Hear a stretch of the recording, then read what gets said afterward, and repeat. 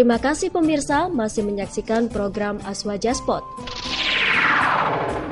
Kunut yang kedua adalah kunut sholat subuh. Di dalam mazhab Syafi'i sudah disepakati bahwa membaca doa kunut dalam sholat subuh pada i'tidal rakaat kedua adalah sunnah ab'ad.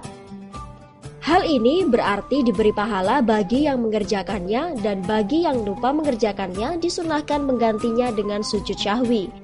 Dalam mazhab Syafi'i disunatkan kunut pada waktu sholat subuh baik ketika turun bencana atau tidak. Dengan hukum inilah dipegang mayoritas ulama syalaf dan orang-orang yang sesudah mereka.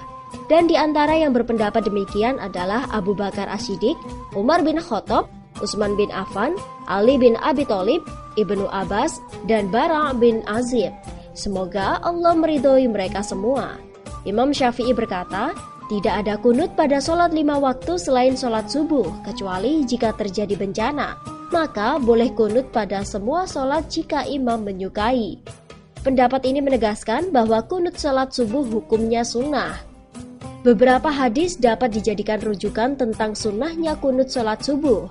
Dalam Sunan Imam Baihaqi dikatakan oleh Umar bin Ali Al-Bahili, diceritakan oleh Khalid bin Yazid, diceritakan Ja'far Ar-Razi, dari Ar-Rabi' berkata, Anas radhiyallahu anhu ditanya tentang kunut Nabi sallallahu alaihi wasallam bahwa apakah betul beliau sallallahu alaihi wasallam berkunut sebulan.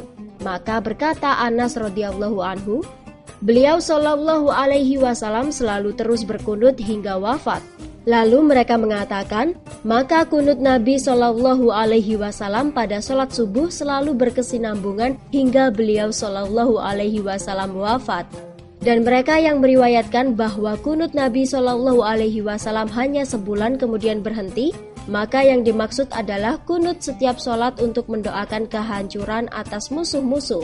Lalu setelah sebulan beliau Shallallahu Alaihi Wasallam berhenti, namun kunut di sholat subuh terus berjalan hingga beliau Shallallahu Alaihi Wasallam wafat.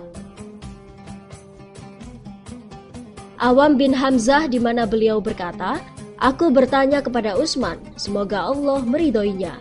Tentang kunut pada subuh, beliau berkata, kunut itu sesudah ruku. Aku bertanya, fatwa siapa? Beliau menjawab, fatwa Abu Bakar, Umar, dan Utsman radhiyallahu anhum. Hadis tersebut riwayat Imam Baihaqi, dan beliau berkata isnadnya hasan. Dari Abi Rafi', Umar melakukan kunut pada sholat subuh sesudah ruku dan mengangkat kedua tangannya serta membaca doa dengan bersuara. Hadis riwayat Baihaqi dan beliau mengatakan hadis ini sahih. Hadis lainnya adalah dari Abu Hurairah radhiyallahu anhu.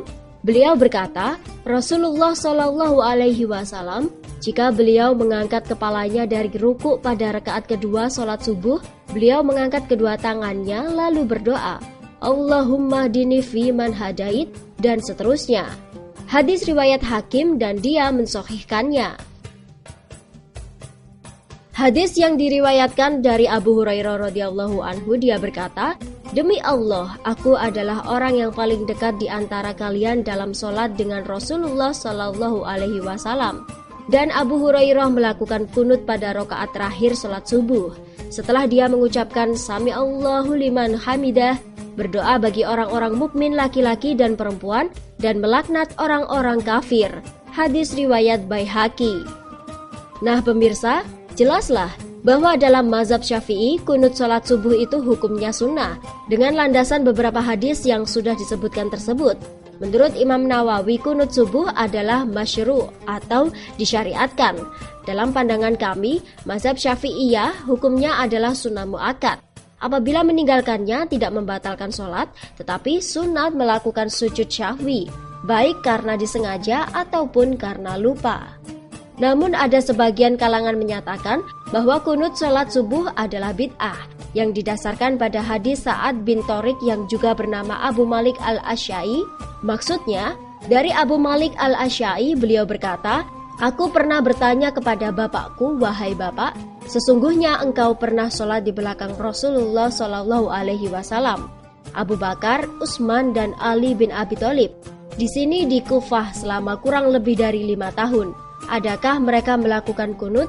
Dijawab oleh bapaknya, "Wahai anakku, itu adalah bid'ah." Diriwayatkan oleh Tirmizi. Mengomentari hadis tersebut, Ibnul Arabi memberikan komentar, telah sah dan tetap bahwa Nabi Muhammad SAW melakukan kunut dalam sholat subuh. Telah tetap pula bahwa Nabi ada kunut sebelum ruku atau sesudah ruku. Telah tetap pula bahwa Nabi ada melakukan kunut nazilah dan para khalifah di Madinah pun melakukan kunut serta Sayyidina Umar mengatakan bahwa kunut itu sunnah. Telah pula diamalkan di Masjid Madinah. Oleh karena itu, janganlah kamu abaikan dan jangan pula ambil perhatian terhadap ucapan atau pendapat yang lain daripada itu. Bagi mazhab Syafi'i, kunut sholat subuh adalah sunnah, namun tidak demikian dalam mazhab lainnya. Mazhab Hanafi menghukuminya tidak sunnah. Mazhab Maliki hukumnya sunnah, dengan pelaksanaan sebelum ruku, tetapi boleh juga setelah ruku atau i'tidal. Sedangkan mazhab Hambali tidak menyunahkan kunut sholat subuh. Nah pemirsa, demikian tadi penjelasan tentang melaksanakan membaca kunut dalam sholat subuh. Jangan kemana-mana, setelah jeda berikut ini, Aswaja Sport akan melanjutkan pembahasan mengenai kunut yang ketiga.